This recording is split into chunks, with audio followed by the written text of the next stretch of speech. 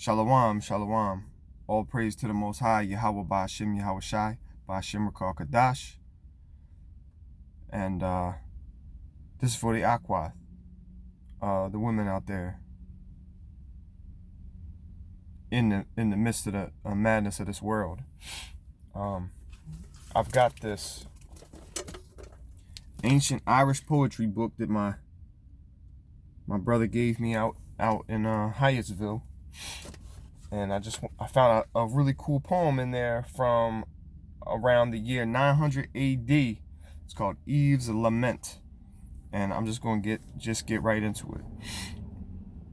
Genesis chapter 3. Now the serpent was more subtle than any beast of the field, which the Lord God had made. And he said unto the woman, Yea,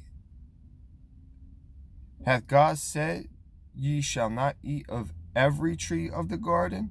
And the woman said unto the serpent, We may eat of the fruit of the trees of the garden, but of the fruit of the tree which is in the midst of the garden, God has said, Ye shall not eat of it, neither shall ye touch it, lest ye die.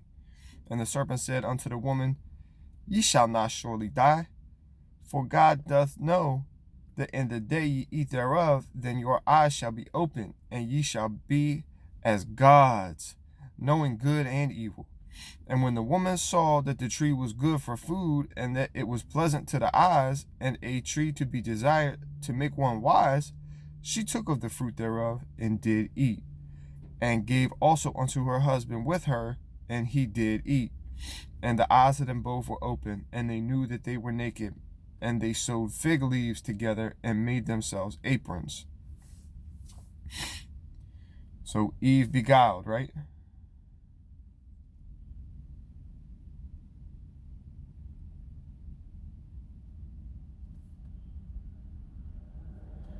Okay, and then I'm going to jump to 1 Peter 3 and 7.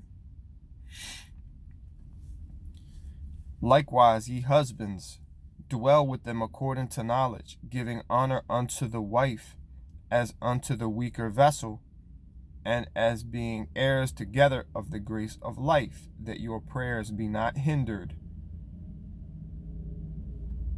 I'm gonna read that again.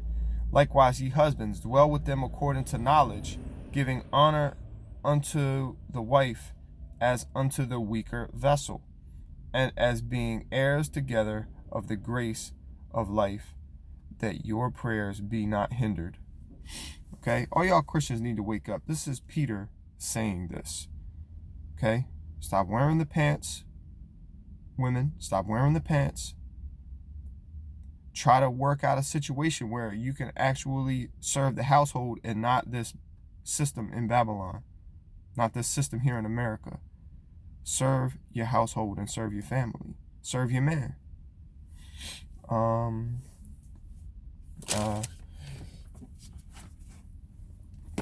you know, a lot of you women are real far off, but some of you women are pretty far off. Let's see here. Ecclesiasticus 25 and 24. Actually, I'm going to start at I'm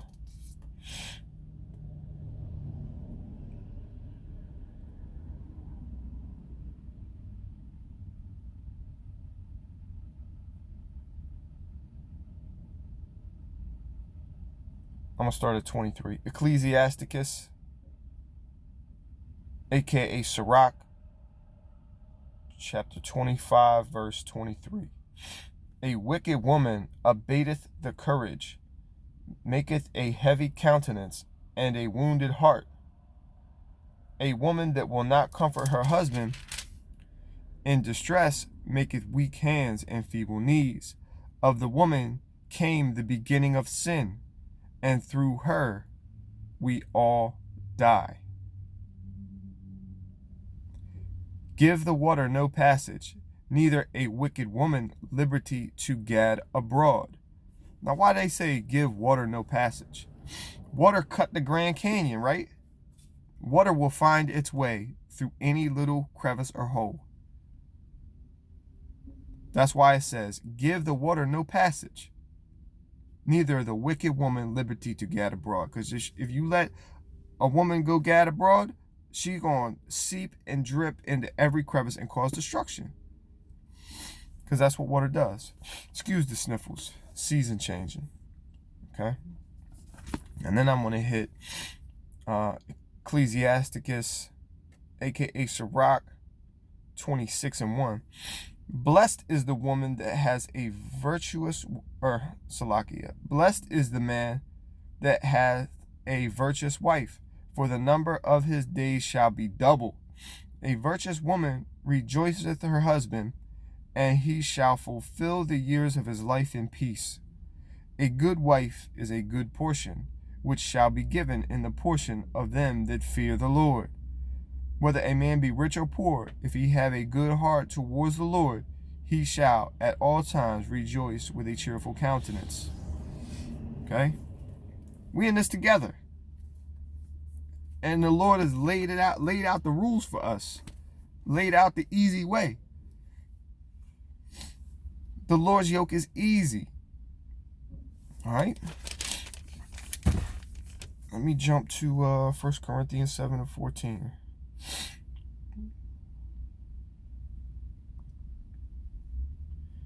For the unbelieving husband is sanctified by the wife, and the unbelieving wife is sanctified by the husband. Else were your children unclean, but now are they holy.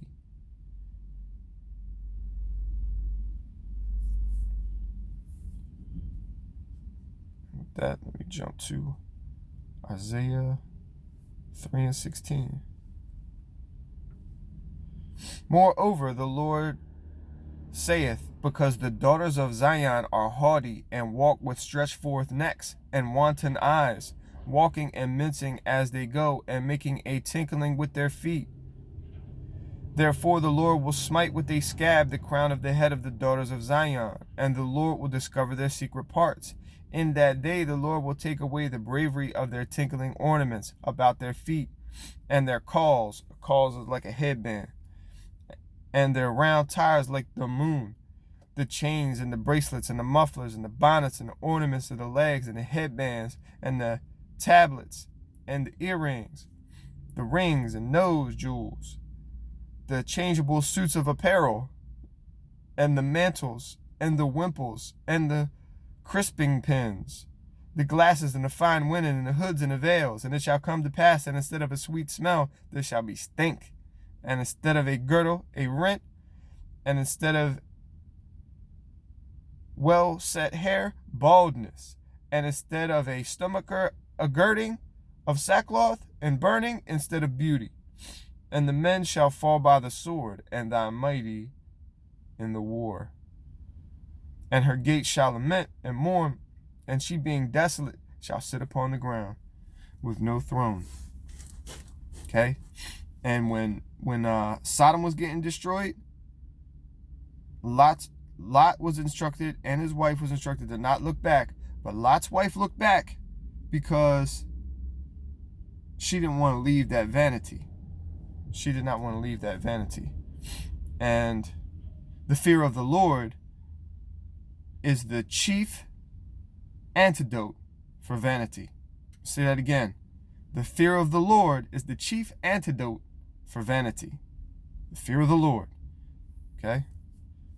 I found that in, I believe, Ecclesiasticus, but I'm not sure. I can't remember, but that was the word. I'm not paraphrasing. The fear of the Lord is the chief antidote for vanity. Okay? And with that, let me get to this poem. All y'all with of Irish descent, here's what an anonymous, I'm guessing it's a woman, wrote this back in the year 900 AD in Ireland. Okay? I am Eve, great Adam's wife. 'Tis I that outraged Jesus of old. 'Tis I that robbed my children of heaven. By right, 'tis I that should have gone upon the cross. I had a kingly house to please me. Grievous the evil choice that disgraced me. Grievous the wicked advice that withered me. Alas, my hand is not pure. 'Tis I that plucked the apple, which went across my gullet. So long as they endure in the light of day, so long women will not cease from folly. There would be no ice in any place. There would be no glistening, windy winter. There would be no hell. There would be no sorrow. There would be no fear if it were not for me. Okay, I'm just assuming that it's a woman that wrote this poem. But look at this. This was a song, a poem. And this woman back in 900 AD understood what was going on here. She understood what was going on with these scriptures that I read. She understood Genesis 3. She understood why they was in the state of condition they was in the year 900 out in Ireland. Okay, 1100 AD is when the Roman invasion was finally sealed and done.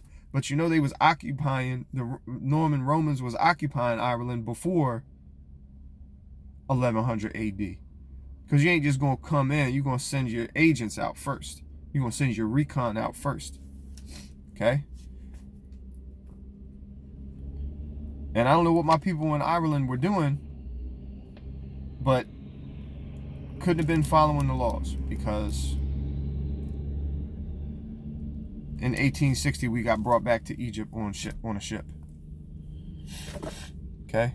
Very, very interesting poem. It was called Eve's Lament. All right? But let me just end it off with something positive. Okay? Because all hope is not lost for Israel.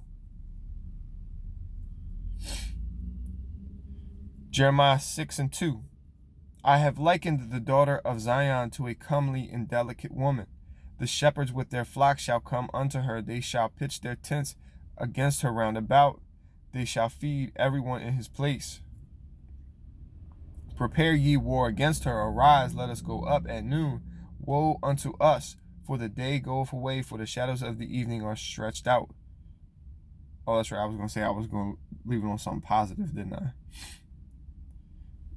I don't want to take it out of context. So let me just move on. Zephaniah 3:14.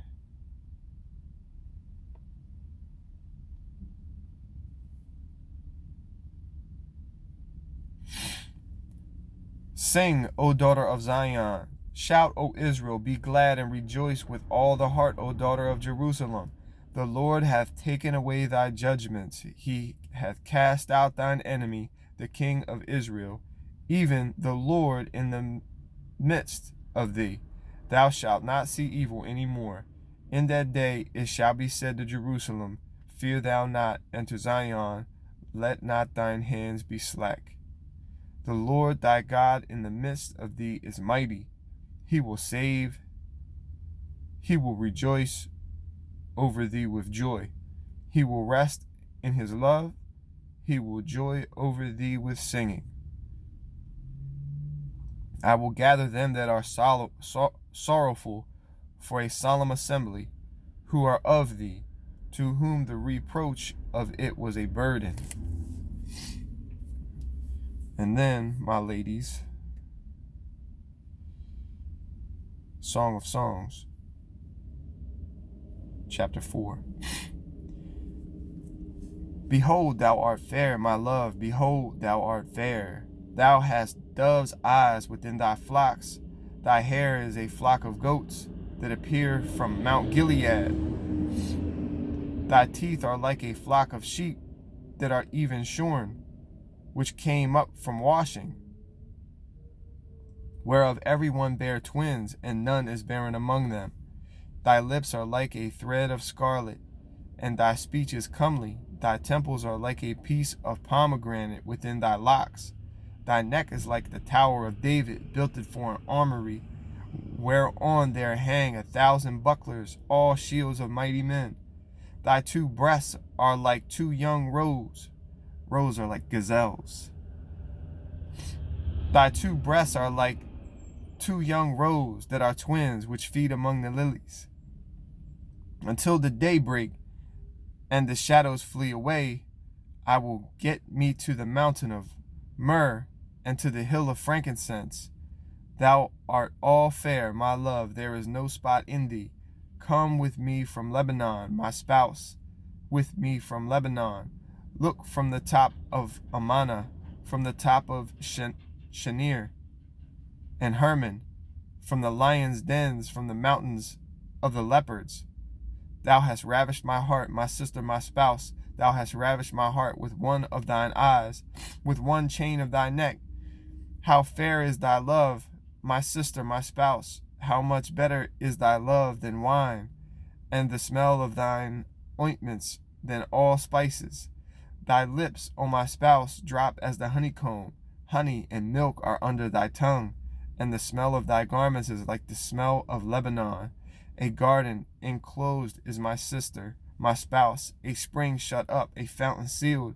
Thy plants are an orchard of pomegranates with pleasant fruits, camphor and spikenard and saffron, calamus and cinnamon, and all the trees of frankincense, myrrh and aloes, with all the chief spices. A fountain of gardens, a well of living waters, and streams from Lebanon. Awake, O north wind, and come, thou south, blow upon my garden, that the spices thereof may flow out. Let my beloved come into his garden and eat his pleasant fruits.